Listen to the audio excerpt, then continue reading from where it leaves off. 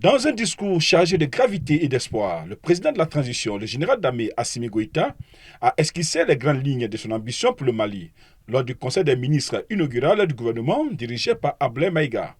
À travers ces mots, le général a démontré une volonté inébranlable de transformer la crise en opportunité, dessinant une feuille de route qui s'adresse tant à la résilience du peuple qu'à la responsabilité des autorités.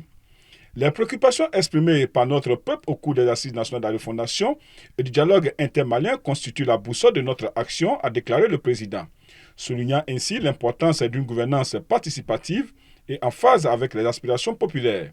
Ce rappel illustre une transition ancrée dans le pragmatisme et la volonté de répondre aux attentes pressantes de sécurité, de développement et de justice sociale. La nouvelle vision du gouvernement est axée sur 8 domaines prioritaires, à savoir la défense et la sécurité, la poursuite des réformes, notamment le secteur de la justice, pour renforcer la lutte contre la corruption, la poursuite des réformes politiques et institutionnelles, la satisfaction des besoins élémentaires des populations grâce à une économie forte,